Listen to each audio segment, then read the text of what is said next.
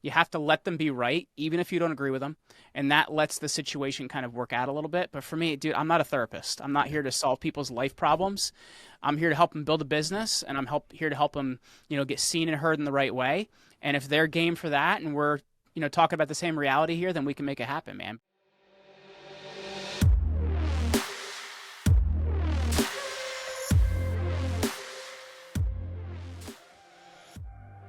How is it going, ladies and gentlemen? This is Sean Barnes. I want to welcome you back to the Way of the Wolf. Our guest today is a gentleman named Jeremy Slate. Man, this is going to be a great conversation. Jeremy is the founder of Create Your Own Life podcast that interviews high-performing individuals from around the world. He studied at Oxford, champion powerlifter, now a media entrepreneur and author and founder of Command Your Brand. Jeremy, welcome to the Way of the Wolf. Hey, thanks for having me, Sean. Stoked to hang out today, man. All right, good deal. So there is a lot of alignment in everything that I've seen about you so far and everything that I've done in my career. I am actually a newly minted entrepreneur myself. Just this week, I'm officially out on my own. So I'm really looking forward to having this conversation. I want to talk a little bit about how you started and grew your business during the pandemic by a pretty substantial amount, because that had to have been scary as can be to try to start something when the world was shutting down. So before we dive into that, can you tell me what drives you to do the things that you do? That's a tough one, man, because I look at it and for me, I want to help other people be the best at what they can do. And you know what I mean? Like, I'm not here to give anybody a life preserver. I'm here to take people that are already good at what they do and help them be better and, be able to make a bigger impact and things like that. But for me, I'm not about throwing people a life preserver. I'm here to help, make the able more able. Oh, man. Okay.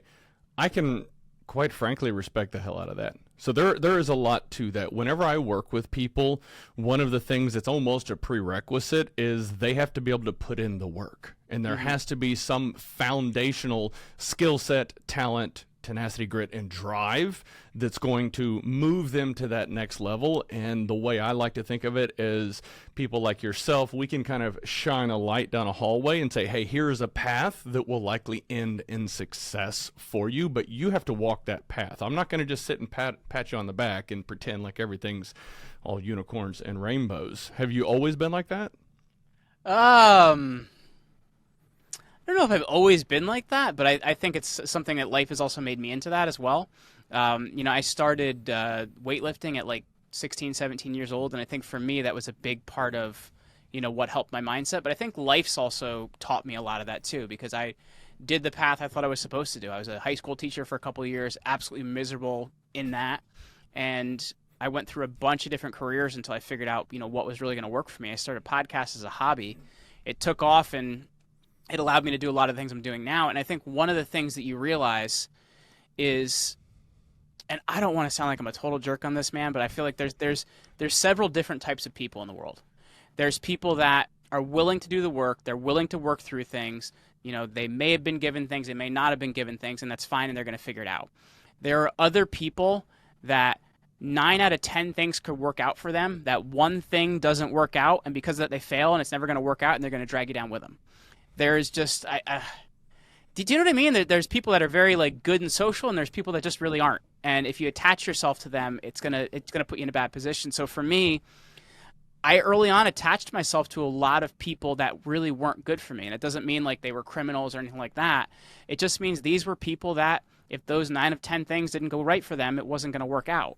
And you find that a lot of things in your own life go wrong and don't work out when you attach yourself to the wrong type of people. So it's realizing, like, hey, that's fine. They're going to do what they're going to do. But if I want to do well in my life, I have to attach myself to these other people that are also going to do well, work hard, work through things, and make things happen. Does that make sense, or does that kind of sound a little crazy? Yeah, man, it completely resonates with me. And something that I have had to learn how to do in my own life. And I found it to be quite challenging because some of those people might be longtime friends that you grew up with, and you just came to this realization that your paths were starting to diverge. Hmm. and you were pursuing and chasing greater things in life, and maybe they were happy and just complacent and kind of stalling out. Maybe they hit their ceiling. And it's not that you have to completely disown those people, but you need to be able to be aware of the effect that they have on you Yes. and the influence that they can have on you and dragging you down and slowing you down, and start attaching yourself to other people that are going to push you and drive you to accomplish those great things. But it is not easy at Hmm. all, especially, and sometimes there are people that, those people that are dragging them down are actually part of their family, which makes it extremely challenging. And again, you don't have to disown them, but creating a little bit of distance can be quite healthy and help you move in the direction that you want to move. Yeah, and I've done that the wrong way too, Sean. Like, I'll be honest with you, like, because I think often we see that, we observe that, and we handle it the wrong way where we create antagonism. Do you know what I mean? Like, we create a situation where instead of saying, okay, you're going to do your thing, I'm going to do my thing, and that's fine, and we'll kind of just do whatever, um, we create a situation where we need to make that person feel like we're very right and they're very wrong. And instead of just saying, hey, I'll associate with that person, as little as possible, you create a situation where you create an enemy for yourself, and that's not fun either. And I've done that, and I've frankly went back and handled a lot of those situations because there's no reason to create enemies for yourself. There's enough of them out there, man. Yeah. How did you go back and handle that situation? You got to take a mea culpa, man. Like, you got to come back and be like, I said XYZ. I'm sorry about that. Like, I can see how that would make you upset. I can see how that would make you feel wrong. I know you're gonna do what you're gonna do. I'm gonna do what I'm gonna do. But like, I'm really sorry, dude. Like, I had one that was my best friend, and I actually made the situation worse because that person wasn't supportive of me, doing something different than what we always did.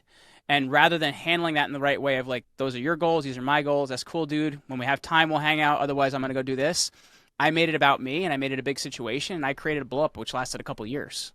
Oh man, that's tough. Yeah, I've known a number of people that do that, and then they hold on to this grudge for far too long. And man, it's Yes. just, life's too short for all of that. So I have to commend you on going back, having that difficult conversation, that crucial conversation to try to make amends. And while you're probably not best friends or hang out all the time anymore, but at least that relationship is not in that degraded state that it once was when things went south.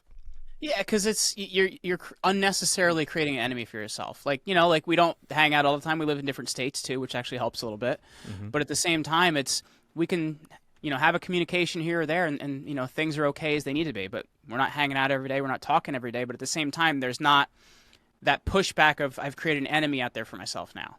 And I think we create so many of the situations we see ourselves in, and then we want to talk about how other people are hurting us. When very oftentimes, man, if you look in the mirror, you can find the source of a lot of your own problems. Oh, yeah. That accountability on oneself, taking ownership for your actions and what you did to contribute to any given situation. It's very easy for us to point our finger on, oh, well, look what Sally did to me. Look what Jason did to me. That's not fair, and get mad and upset at them. When the reality is, you probably did something to contribute to the way they reacted to you. And taking Hmm. the time to reflect and look inwardly, it takes a lot of courage that not a lot of people are prepared to do. We have responsibility and for everything we do in our life, and we don't do, frankly, as well. It's to act or not act, you have responsibility in that. And life can throw you some curveballs, it can throw you some terrible things, it can throw you some great things, but how you handle those things is going to be a big part of how you come out of them. I've almost lost a parent when I was 24 years old, and my mom is still very permanently disabled. Like, I could have looked at that situation and said, look what life has dealt me, but instead I've looked at that and said, what can I do with this? I almost died at 19 from a surgery that didn't go well. I could have looked at that and said, poor me, whatever. But I looked at that and said, okay, what can I do from the situation, and what can I change my viewpoint on because of the situation? So it's at the same time, Sean, it's looking at how you're going to approach things is so much of the results you're going to create from it. Do you think that that mindset of how we look at things is something that is instilled in us during our formative years, or is it something that occurs after some significant adversity that we face in our lives? Or what do you think contributes to people being able to have that mindset? I think it's both, frankly. Do you know what I mean? Like, it's probably a terrible answer to say that, but I think it's both. You're a product of your environment and how you're raised, but also the life you live can also help to change that mindset, right? Like if you look at um, somebody like Tom Brady. I'm a big football fan. You look at somebody like Tom Brady, and he barely starts his senior year of high school. He has to compete with Drew Henson his entire senior year at Michigan, gets drafted in the 6th round, and then becomes probably one of the best quarterbacks to ever live. But he learned how to study harder, work harder, do all these things harder. That's something you have to create, man. Somebody doesn't give that to you. Do you get what I'm saying? Like, you have to create that and be willing to work through that. And I think there's often a lot of even people I've interviewed, like life deals them a bad hand, and ostensibly they should live a terrible life because life dealt them a bad hand. But at the same time, you look at that experience and what you can learn from it. So I think it's hard to say if it's kind of nature versus nurture. I think it really is both. There's what you're born with, and then there's also what you do about it, right? Like there's a lot to be said about that. When you work with people, do you encounter some customers that might come to you and say, Jeremy, this is my business, this is what I'm trying to focus on and build, and in your initial assessment of the individual, maybe not their business, but the individual itself, come to realize that maybe they operate in this negative, dark, pessimistic place, and then when you recognize that, how do you proceed? Do you try to work them through it, or do you step back and say, hey, I'm seeing this, this, and this, maybe focus on this stuff first, and then come back and see me whenever you're ready? It's more of the second, frankly, because I think that the thing you have to realize is, dude, I'm running a business here. I'm not a therapist. You know what I mean? So it's like I can't change people, right? Like I'm not here to sit down in a chair and talk about your problems. So at the same time, you have to figure out how to handle that situation where you're making that other person right and not making them wrong. Like, I'll give you an example of a client that we stopped working with in February of this year. And he was telling me some things he observed at his process that he thought he could do better himself. And I'm like, you know what, dude, you are totally right. I think it'd actually be a great idea if you did it yourself. So let's do this. Let's stop charging you for the program. And then, once things work out and, you've got it to a place you want to do it, you can come back and you can talk to us. You can't make people wrong because it escalates situations and makes them worse. You have to let them be right, even if you don't agree with them. And that lets the situation kind of work out a little bit. But for me, dude, I'm not a therapist. I'm not here to solve people's life problems.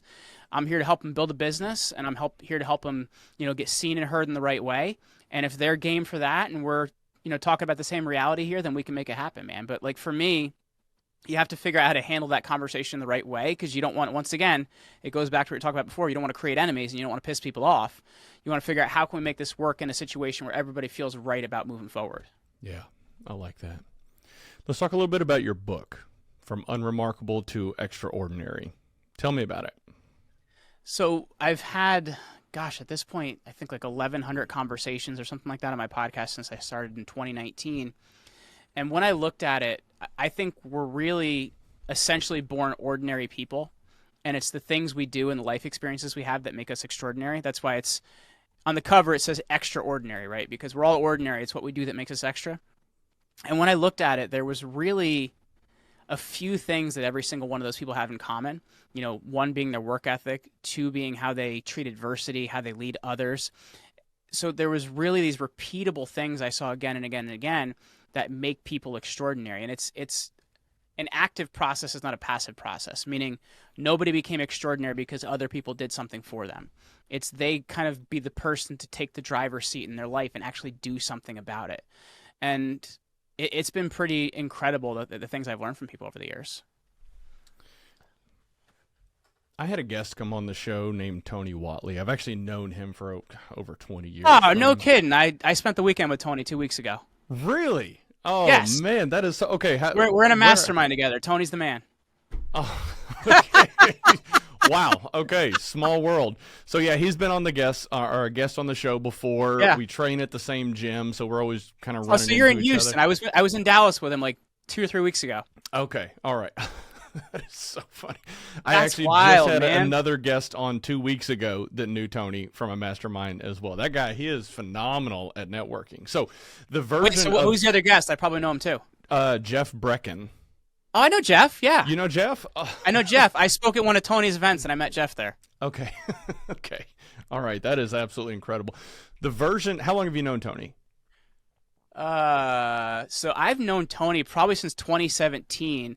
Okay. He reached out to me when he was just starting his podcast because a buddy had connected us and said, "Hey, I know you've had a podcast for a little bit. Anything I should know?" And him and I like had a call and whatever, and it was pretty cool. Tony's always been a good guy. Yeah, definitely. So the version of Tony that you know and that exists now is not the same version of Tony that I knew from 20 years ago. He Okay. was your typical introverted engineer, worked in oil and gas, very successful in the oil and gas arena, but your typical engineer.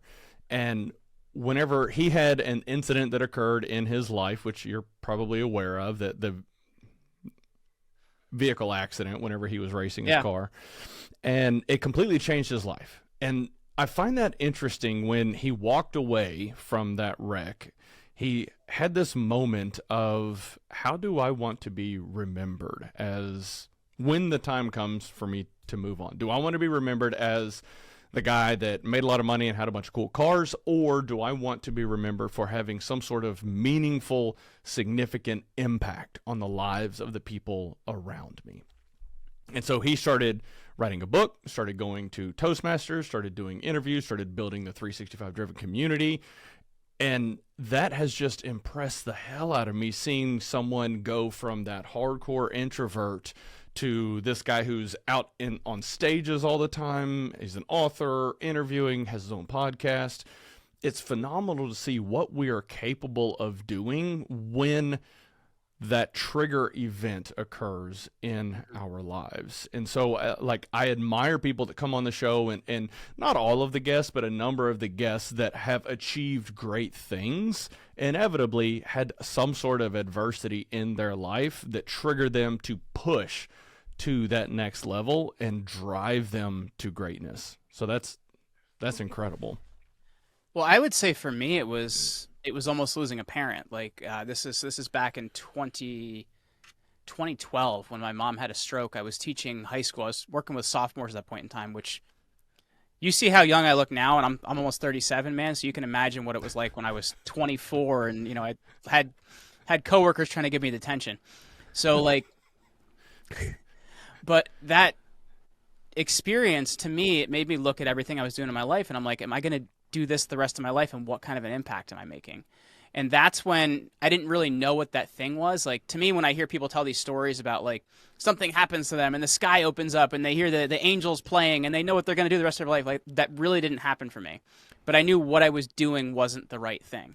So I went through a process of doing all these different things. I did network marketing. I sold life insurance. I built websites. I did online marketing. I did all these different things to figure out what worked for me. And frankly, it was when I went back to being a student by starting a podcast and learning from other people, that's when it actually worked out. So I think we have to find out what matches with our skills and our abilities and what we're actually interested in. And when you really match those couple things up and you're willing to work hard, I think from there you can do it. But I think at the same time, you do have to have something that is a pattern interrupt. And I think that's going to be a little bit different for everybody. But for me, if that event didn't happen, I would probably doing very similar to what I was doing then and not being very happy doing it. So I think you're correct. You do need a pattern interrupt of some point of some type. Yeah, that's interesting. I've talked a little bit on my show about the things that have driven me. And early on in my life, my biological father walked out on my mom and I, and that had an impact on me and kind of created this version of me that was just intrinsically driven to accomplish all these great things to try to prove something to somebody that was never really there. Yeah. And I went down this path of technology just because it came easy to me. Achieved some great things in my career, but it wasn't until my mid-30s when I recognized that I had this yearning for something more, and that I wasn't fulfilled. And there was an opportunity at the company that I worked for at the time to step in and start leading human resources, which was a far cry different than information technology. That moment in time changed the trajectory of my life, because I started to recognize the importance of working with people and helping people achieve great things and how fulfilling that can be.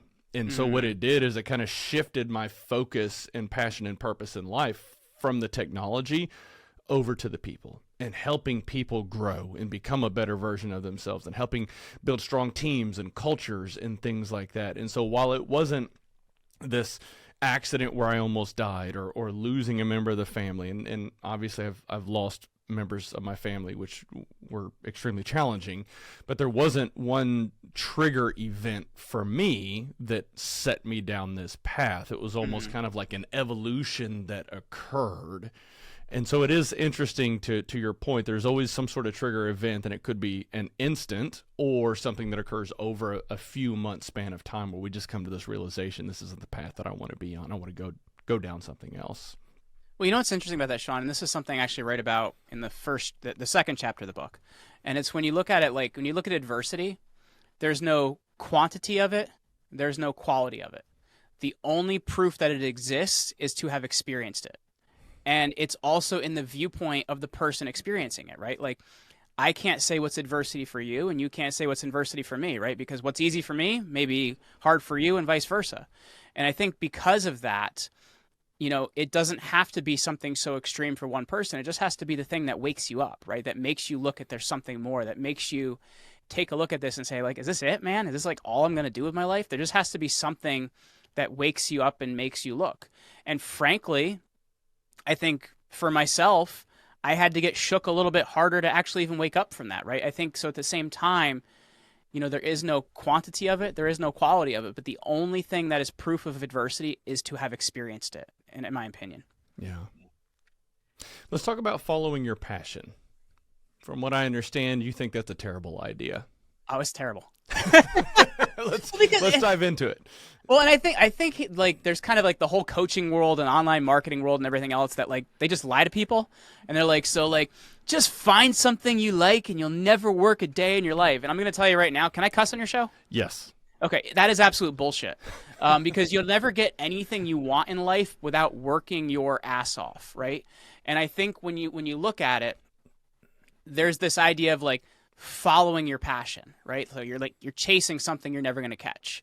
I think you need to change the way you look at that a little bit, and it's actually about finding your passion. That is an active process where you're searching and actually trying to find something. You're doing something, right? Like do some jobs you like, do some jobs you don't like, do things and gain skills. So for me, like, you know, I worked for a house painter in college. I worked in construction. I did all these different things, and I gained life skills, and I gained an ability to, you know, feel good about what I was doing. I think for people to talk about self-esteem, you know, that's something you gain from actually doing and accomplishing and creating things. So to me, you need to actually work at things to find what you're good at. And then when you find what your skills, ability, and things that you like actually match with where you can make money, where you can produce, well, that's a really good thing. And you'll find there's a book by Cal Newport called So Good They Can't Ignore You. And Cal talks about the idea of finding something you're good at and getting better and better and better at it until it's effortless. And then when it's effortless, you can become world-class at that thing, and you're going to find you're pretty darn passionate about something you're world-class at, right? But I think to say I need to be passionate about something before I can decide to do it is putting the cart before the horse, man. So you need to actually work at things, do things, try things, and be willing to work hard. And trust me, you'll find passion somewhere. So one of the things that always resonated with me, Mike Rowe said, follow the opportunity and bring your passion with you. And the show that he created, Dirty Jobs, all the different things that he did, having conversations with somebody who started a garbage truck company, for example, and recognizing that, you know, hauling off trash is not something that somebody was passionate about, but when doing it and then creating a business and a team and a culture around it, it became that person's purpose and passion. And so that's something that's incredible. And it's a little bit misleading when you hear all of these people say, follow your passion, follow your passion. I'd always argue, follow the opportunity, kind of like what you just said, like what Mike talks about. And so that's interesting. When did you come to that realization? I think if you look at it, for me, I absolutely hated sales and absolutely hated the idea of selling things. I'm really good at sales and really good at selling things now. Let me tell you, man, I enjoy it. But you have to kind of be willing to work through that process, right? Like, I think for me, though, when I actually realized it is I was in a really good shortstop in all through grammar school and high school and everything like that. And I had an experience in high school where the coach's son was also a shortstop, and he was terrible. But he's the coach's son, so what does that mean? He plays shortstop and he hits leadoff. And the best shortstop on the team plays left bench. So what did I do? I said, okay, our center fielder's kind of terrible, and he's not anybody's kid, so I'm going to learn how to play center field better than anybody on the team. I spent 3-4 hours every night. I had my dad hitting pop-ups to me, and I became the best center fielder in that league. But I found the opportunity, I went out and seized it, and I became better at it. So I think to me, that's where I really saw that, is I love baseball. I love that position, but if I want to play baseball, I got to learn a different position to become the best at it. So to me, I think that's where I really learned it, and I've had to kind of take that same viewpoint, in different areas of my life and see where I can do that. But I think that was the first time when I actually learned that. It highlights the importance of our ability to adapt, to be able to create that alignment and pursue something that we want, but sometimes you have to make a little bit of a tangent over here off to the side while still following the same path. You were still playing baseball, just a different position. Mm-hmm. And I think that ego contributes to some people not being willing to step out and do that thing. Like, I can envision a different version of Jeremy might have said, hey, screw this, I'm a better shortstop, and then created all sort of a ruckus and all sorts of issues trying to prove that you were the best shortstop, instead of adapting to the environment so that you can still be successful and do what you wanted to do, which was play baseball. Well, and this goes back to what we've been talking about a couple times through this conversation, man. Like, don't create antagonism. Because I'll tell you what, if I go and piss that coach off, I'm not playing no matter how good I am. You know what I mean? And I think that's what you have to think about. Like, you have to create a situation where we can still collaborate here and we can still make this work. And you can look at that in any area of your life, right? Like, if you say, okay, this isn't working like this, and I'm going to just go piss somebody off, well, you're never going to fix that. You have to be able to continue a working relationship, and you have to be able to continue to collaborate with people. So you have to look at that. You can't just get to a point in your life where you just say, screw it, I'm just going to burn this thing down. You got to figure out, how can I make this work and how can I not antagonize? We've kind of danced around this topic a little bit, just lightly touching on it, but it's the haters. We're all going to have haters in our lives, and sometimes we actually contribute to having those haters in our lives. But other times, we're just on our mission, on our purpose, and inevitably, along the way, you're going to have haters. People are going to try to cut you down, beat you down.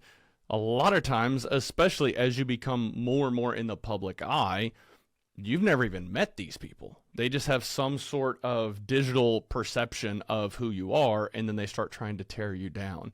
Have you experienced that? You should see my YouTube comments, man. It's fun.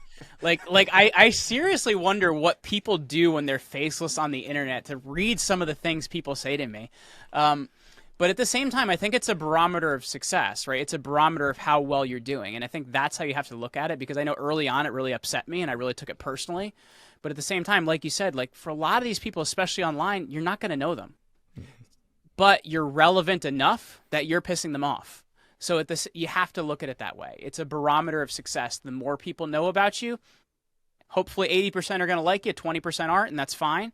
But you have to continue to get out there and continue to put yourself out there, and you're going to get some negativity, and you have to look at it for what it is. Be like, I'm doing pretty well.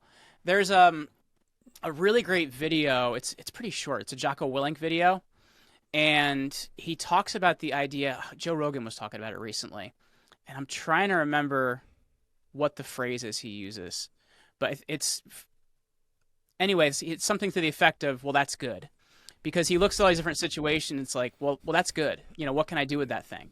Because I think too often we put so much negative attention on something rather than saying, okay, well, that's a barometer of success. If that is occurring, that means I'm going in the right direction, right? I'm getting pushback. I'm getting resistance. If you're getting no resistance, you're probably not doing the right thing, man. You're probably not playing a big enough game. And to me, resistance is a barometer you're going in the right direction. I think it's important to stay true to who we are in that process. And I'm at a point where I've had a couple of haters come out, leaving comments on my YouTube videos and things like that. And the first one that stung me, and I'll always remember this. But somebody was making fun of my wolf head logo, and It's a pretty cool wolf head, man. I appreciate that. Thank They you. have a lack of taste. Exactly. That was where my head went. But it meant, I mean, this wolf means a lot to me. We won't get into that right now. But the logo, I love it. And he was talking all sorts of trash, talking about, well, you look like a gaming nerd or da, da, da, da. I was like, okay, cool. And I actually responded back to him saying, hey, I appreciate the feedback. This actually means a lot to me, so I'm going to go ahead and keep it up. And they actually responded back saying, you know what? I've looked through some more of your content. I respect what you're doing. Keep doing what you're doing. And so what's interesting about that is that when somebody comes at us with that negativity or that anger or hate or frustration or whatnot, if you can flip the switch mentally and think about it from a place of empathy of, man, they must be in a dark place to be attacking some stranger on the internet, and just be cordial and polite and respond back to them. And you might actually change their mind or perspective, or you might not. Either way, that's fine. It's just important to understand, to your point, is that as we follow our mission and purpose in life, we're going to ruffle some feathers along the way, and that means that you're doing a good thing. Just staying true to yourself, that's what's most important. All right, so this is the least personal development thing I'm going to say, but when my wife and I often have conversations about this stuff, and we call people like that diarrhea people, because there is no way you're that miserable unless you have chronic diarrhea every single day of your life. So I always think about that, and I'm like, oh man, that poor person, they spend so much time in the bathroom whenever I see somebody that miserable. But at the same time, like, we saw some like massive growth on YouTube in the last like 60 days.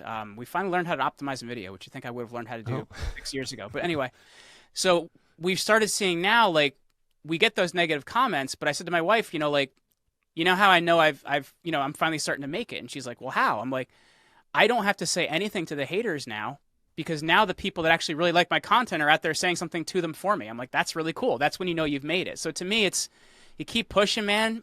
You keep pushing, and eventually that pushback turns into admiration. And once you start to see that admiration, you know you're starting to make it. Yeah, man, that's such a good point. One day I hope to find that trick on YouTube. I've had a few good... I'll be very happy to share it with you after this conversation. Okay, perfect. Perfect. Let's cut it up afterwards. Okay. All right. So we've also talked a little bit about ego. How do you keep your ego in check as you have become more and more in the public eye? That's really hard. It is hard, because I think sometimes you know what you want out of life, you know what you're good at, and I think you have to get better at understanding that other people and their needs exist. So I wish I could say I had a better way to check this, but I think frankly, it's keeping people around me that I know want the best for me, but are willing to say the hard things to me. Like, I have two people that I do talk to on a weekly basis. One of them being my wife, somebody else being, more of a business mentor. And I'll tell you, that business mentor, man, can be brutal on telling me what I need to hear, when I need to hear it, because listen, man, we can all be prima donnas at some point. You have to have somebody that's close to you that wants the best for you, that sees where you're going and supports that trajectory, but is willing to say the hard thing to you to keep it in check. Because I think we're all pretty bad at doing it ourselves. I think it's when you're trying to do big things and you're trying to get out there, you're oftentimes blind to that. But you need somebody that is coming in from a perspective, they want to see you succeed, not to keep you small, but they can say those things to you that need to be said. I've seen some executives in various companies that I've worked with over the years that, as the business grows, as they achieve higher levels of success, they end up kind of surrounding themselves with, we'll say, yes men. I'm sure you've heard that phrase before. And whenever I think about this and the teams that I've led over the years, I place such a tremendous amount of value on feedback that I receive from my peers, obviously from above, business mentors, but then also people below me on my team. And when those individuals are willing to say the hard things, not being afraid of upsetting me, but knowing it's what I need to hear. I value that more than you can even imagine. And it sounds like you're in a similar situation where you're at a point in your life, in your business and career, where you actually value that feedback. And not all leaders are that way. Mm-hmm. Again, those people that surround themselves with yes men, if somebody shares some feedback that they don't like, they'll have a tendency to just kind of push them away. And I think there has to be a balance there, because yes, you're going to have the haters. They're going to share things that you aren't going to like. But also, if you have somebody that's close to you, that's been around for a long period of time, that respects you, values you, and wants you and the team and the company to be successful, and they're sharing something with you intentionally to help you be better, you have to have an element of self-awareness to know that this is not Jeremy trying to cut Sean down. This is Jeremy trying to genuinely help Sean see something that maybe he's not seeing right now. Well, and I think that's the last part of that is the most important part, because I think when you look at it, there's people that will smile to your face while they're putting a knife in your back. And that is the single most dangerous type of person out there. It's covertly hostile, right? They're smiling to your face, but they're doing things to see you fail. And that's why when you get that feedback, you have to look at it as, does this feedback make me smaller and make me feel worse about myself? Or is this feedback something I can use to constructively change what I'm doing, grow, and do better, right? Oftentimes as well is when I'll find when I'm getting criticism, I say, well, great, then how would you do it better, or what would you do about it? And if you find that those people are not willing to give you a solution, they just want to criticize, that is someone that your alarm bells should be going off with, because that intention is to keep you smaller, not to help you grow. So to me, you really have to be very astute when you're getting criticism, where it comes from and how it's delivered, because that is the single indicator that will change your success and failure. Because I will tell you right now, if you have somebody next to you that will smile to your face while they're putting a knife in your back, that will take you down. And you don't even recognize it at first. In You hindsight, it's always don't. 2020, but You don't, because it's so much in the way they communicate. Like, oh, Sean, you shouldn't run that race because, I know you're really fast and everything, but, think about if you hurt yourself, what would happen to your, like, it's the way they take the communication and twist it a little bit. And you look at it and you're like, well, it's ostensibly, it looks like they care about me, but they actually don't, right? They're putting this thing of what could happen to me if I fail, rather than saying, okay, I can see that would be difficult.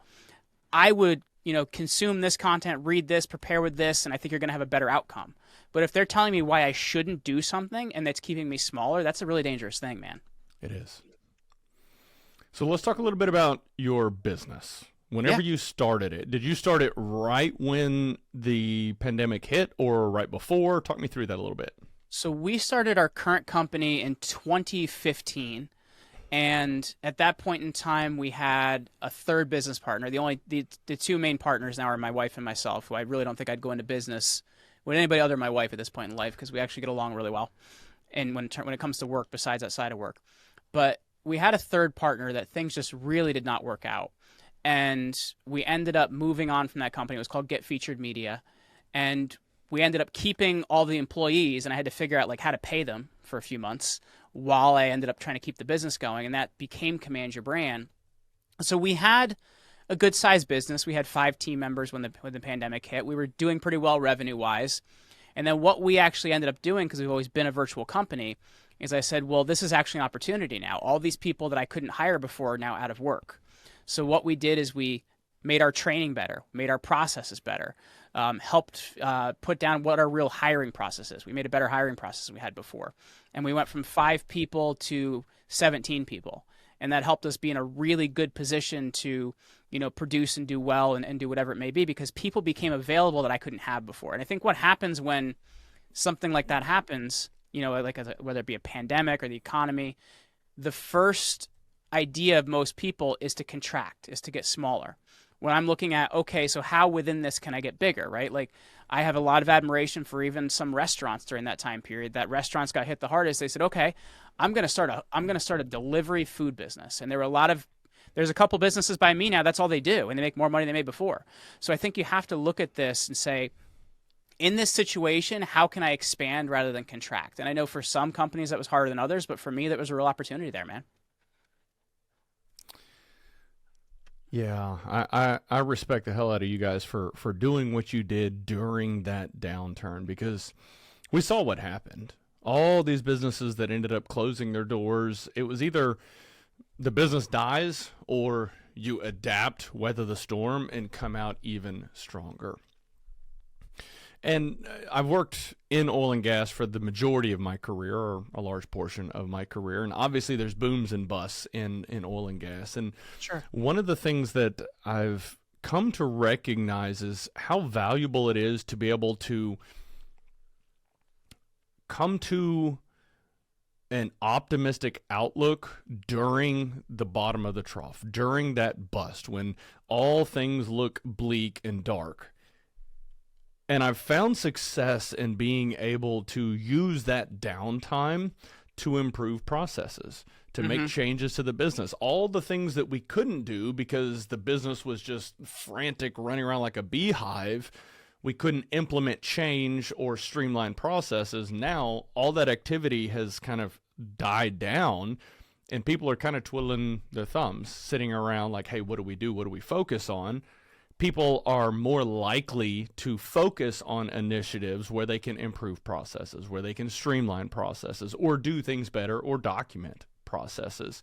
So using that downtime to set your team on a mission, on a purpose, so that they can come together, accomplish whatever needs to be accomplished, and be primed and prepared for things to come back up out of the downturn. And that's something that I think is a requirement as an entrepreneur, to be able to have that skill set, or business leader, to make sure that you can weather this storm, or your business just dies away into nothingness.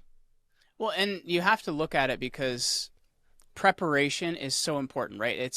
There's a quote, and I really don't remember who said it, but the idea makes sense. And it's, I will prepare and my time will come. And you have to look at it. You always need to be preparing, because you never know when that shot could come for you. And you have to be ready for when it's going to come. And, downtimes, frankly, are some of the best times to do it. Like, get your processes in shape, get all the things need to be in, hire the right people, prepare to deliver, because you need to be ready for delivery to come. I think that's a great idea. Yeah. Yeah. Okay. Aside from those processes that you guys improved, and you likely honing your craft on the sales side of things, was there any other lessons that you learned through the pandemic that helped your organization, that can help other entrepreneurs that might be listening? Get out of your employees' ways. Because I will tell you right now, I was a serial bypasser. Like, oh, I can do that better myself, or I can do it faster myself, or I can handle that quicker myself. And here's what's going to happen, man. You're going to keep your organization small. So when you find you need to bypass, you need to take a look at it and say, is it because that thing isn't in our training documents, or isn't documented, or isn't there for someone else to know how to do it? Or do I just need to chill out? And when I found in a lot of situations that thing I wanted to bypass and do wasn't documented. There wasn't a screen recording video. There wasn't a write-up document on how to do it. And frankly, those processes in documenting are even easier now. There's an app that we use called GPT for Work. It's a chat GPT plugin for Google Docs and for Google Sheets. And what we can actually do is take the transcript of a full training, put it in a GPT for Work document, and say, now put this into a repeatable process and write up in a Google Doc for me that I can actually repeat and use. So we've figured out how to make our processes better. And if I really feel the need to bypass, I need to take a look at it and say, is it because I need to chill out, or is it because that thing isn't documented? And it forced us to make better processes.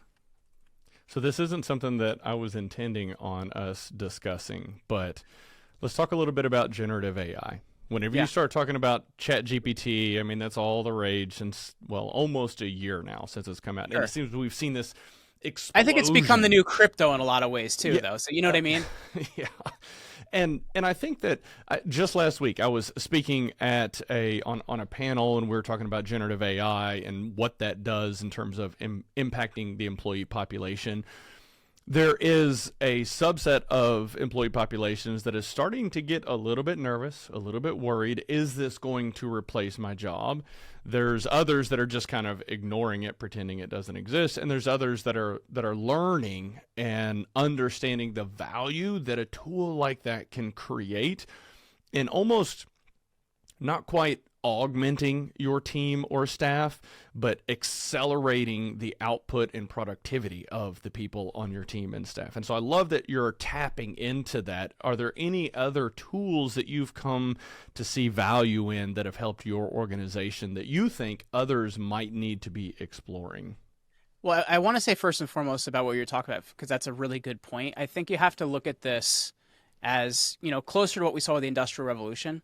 There are going to be some lower level jobs that are replaced. That's just how it is. But at the same time, new lines of work will be created because of this for those people to do, right? So that there's always going to be new things to do. So I don't want people to freak out about that. And I think at the same time, you can't be lazy and implement these things. This is going to take people that are good at things and make them better or make them world class because they figure out how to implement the right way. So for me, we're looking at a lot of redundant things and figuring out how to do that. We're using, I find that Chat GPT itself is limited, but we use actually, as I was talking about, the GPT for Work plugin, which connects to Google Docs and Google Sheets.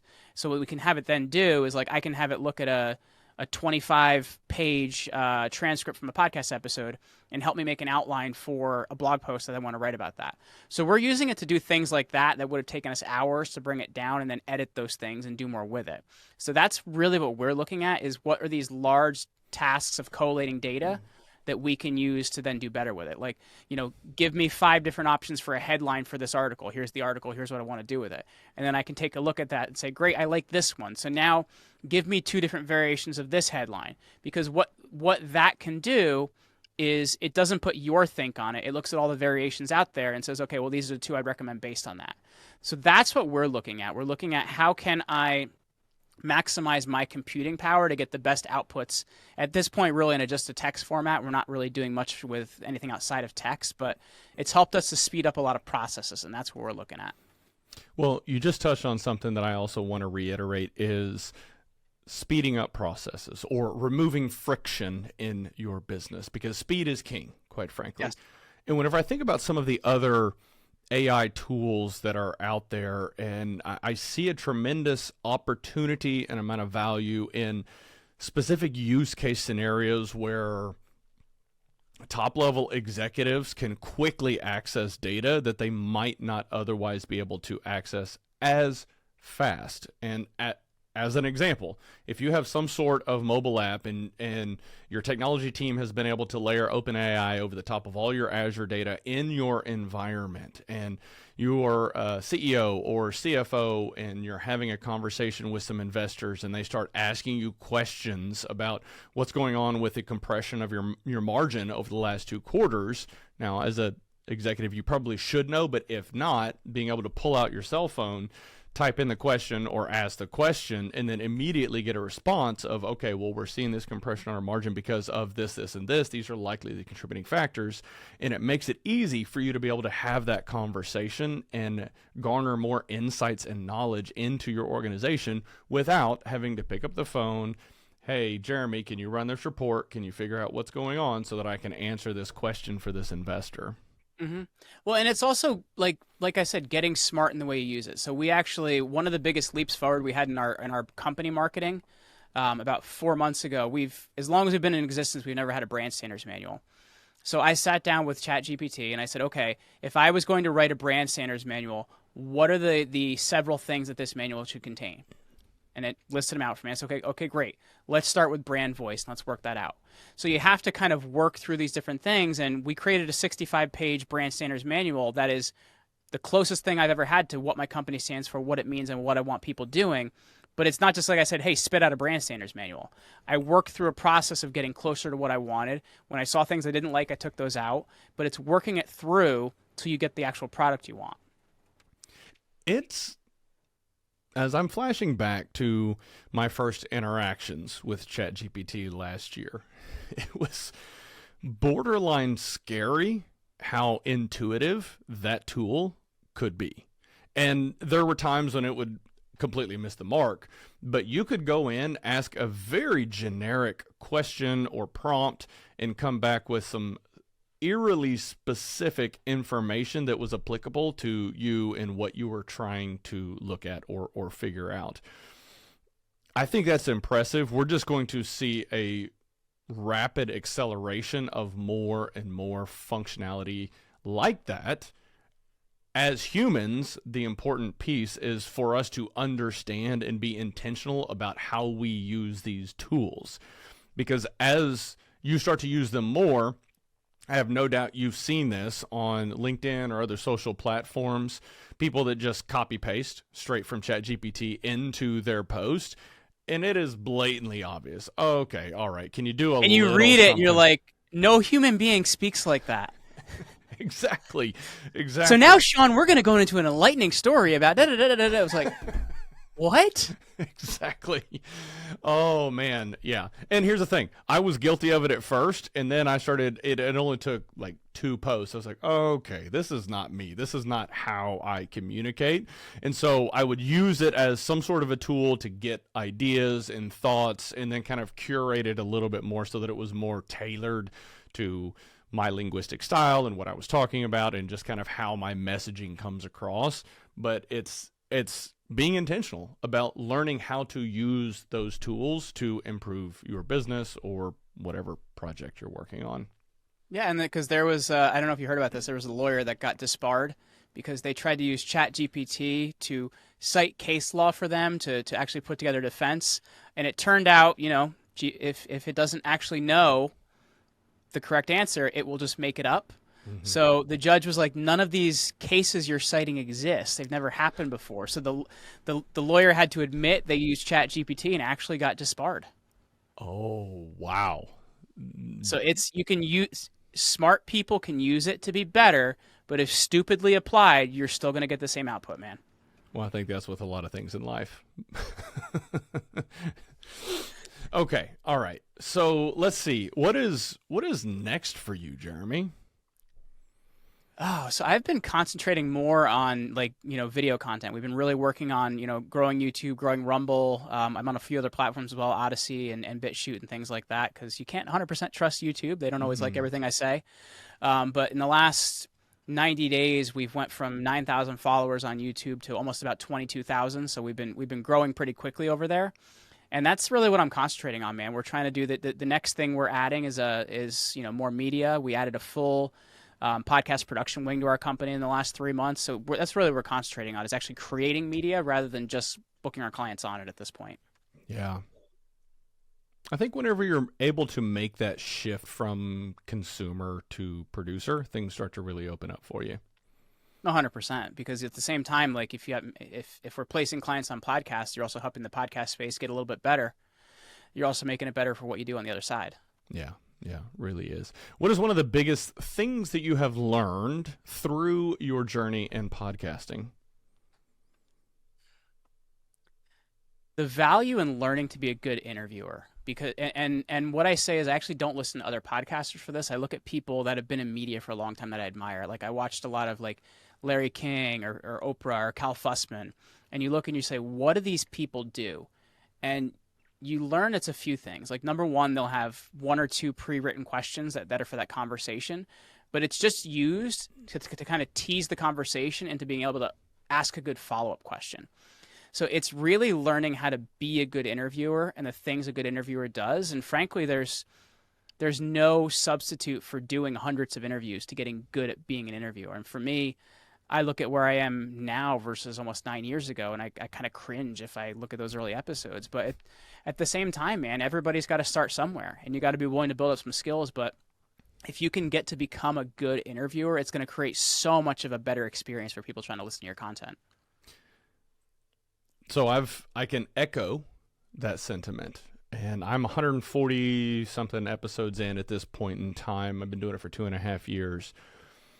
One of the things that I have come to realize is how it has helped me become a better conversationalist. And whenever I go back and look at my first few episodes, I definitely cringe, thinking, oh God. And to be fair, I was that typical introverted IT nerd, didn't really know how to have a conversation. I still aspire to become even better. And if I'm being honest, I was a little bit nervous having you come on the show, but truly excited about the energy that you bring. And it is something that I'm continuing to practice, continuing to hone my craft on. And I didn't anticipate that. When I started the show, the intent was really to get a little bit more comfortable speaking behind a microphone, behind a camera, and then to share some of the knowledge that I had learned over the years. And it wasn't until probably a year and a half, 2 years in, that I started to recognize the skills that I was building just by getting the reps in. And that applies to all aspects of life. We just have to be willing to step out and be uncomfortable for a little while and see it through until we become great at it. Sean, I think that is the single best point that's been made in this entire conversation. Because that's what it comes down to, man. Like, I was a competitive powerlifter in my 20s, and in my 30s, I'm really just kind of keeping in shape and keeping up with my kids. I think that's about what matters. But at 25, I'm 5'7". I was 215 pounds. I was benching 455, squatting 705, and deadlifting 635. And people are always like, oh my gosh, how do you push weights like that? Well, number one, I did it clean. It was just with diet and the right, taking care of myself. But number two, linear progression. Since I was 17 years old, if I could get 2.5 or 5 pounds stronger every week to 2 weeks and do that for years, that's how you get stronger, man. It is not like, you take the right supplement or you get on the right routine or, this time I did keto or whatever it may be. Linear progression, man. If you can get 5 pounds stronger every week or 2 weeks or 3 weeks, whatever that metric is for you, and you take that and you do it over years, that's how you get there. And it goes right in line with what you just said. Yeah, absolutely does. I'm sure you followed Louis Simmons. No. Really? No. Oh, wow. Okay. All right. I'll have to send you. There's a great documentary on Netflix about him. Yeah, I'll send you some info on that. Okay. We're closing in on the hour. Jeremy, this has been a phenomenal conversation. I had no clue that you were as strong as you just cited, so that's pretty damn impressive. We're going to have another Mighty Mouse back in the day, man. No, exactly. So I didn't get quite to those levels, but I didn't get close to those levels. But I'm also 5'6" on a good 5'6" or 5'7" on a good day. So it's like I don't have very far of a distance to move to be very strong. Okay. So my excuse is I'm 6'1". So that's there you go. I'll stick with that. I've got long levers that I've got to move. I pity you tall guys for squatting, man. It is really hard for a tall guy to squat. Yeah. But I've got huge jumps. My vertical jump was 55 inches until I broke my ankle a couple months ago now. But yeah, that was a whole thing. Jeremy, I can't thank you enough for coming on the show. How do people contact you? They can head over to jeremyryanslate.com if they're interested in the brand side of things. If they want to check out the company side of things, I put together a really great resource for them on how they can locate the right podcast, get themselves booked on them, and do some basic PR actions. That's over at crushitonpodcast.com. All right, perfect. Thank you again, Jeremy. All right, ladies and gentlemen, that is all we have for the show today. We will have all of Jeremy's contact information in the show notes down below, and y'all have a good one.